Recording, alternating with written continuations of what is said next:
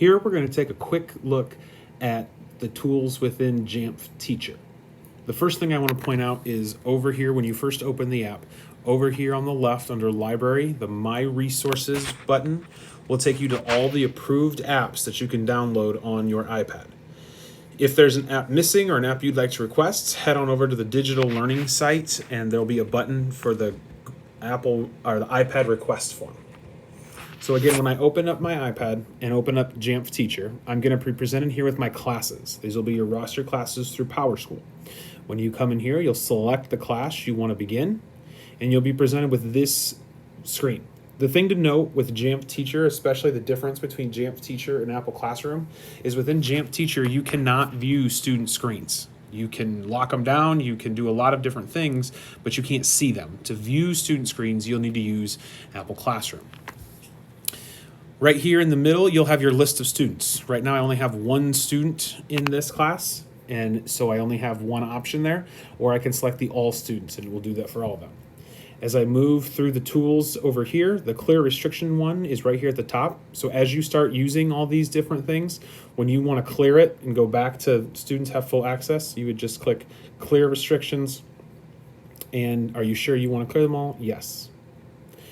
Start lesson, we'll talk about this in another video. There are lessons you can build in Jamf Teacher that restricts student usage depending on the lesson. It can restrict them onto what sites they visit, what apps they use, what apps they don't use, things like that.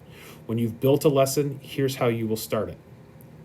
App lock, this one's a little different from Apple Classroom because this one will lock students to specific apps.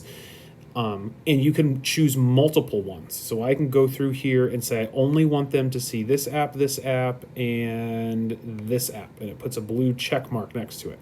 Additionally, up here, I get a timer. So I don't, as the teacher, have to remember to go back in and unlock them. I can set this timer for how long. It's anywhere from 1 minute up to 30 minutes. And then you can restart it after that if you'd like. So once I select the number of minutes, I take it back and push apply. And on the student screen, all apps have just disappeared except for the 3 that I left checked. Or if I only wanted them to do 1, I've just set it so they can only see 1. I'm done with that. The timer hasn't gone off, but I'm done with that. So I'm going to click Clear Restrictions. Are you sure? Yes. So they now have all their apps back.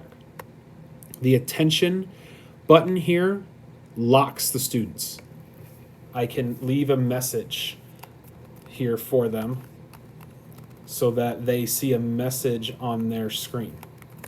And again, I can also do the timer here. So I can set it for how many minutes. A big padlock will show up on their screen with this message so they know what to do next.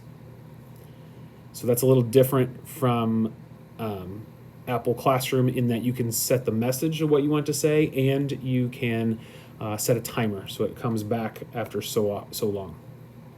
Messages is a nice feature. This is between you and one student. It's not a group of students for the entire class, but you can simply send a message to a student and it opens in the Jamf Student app.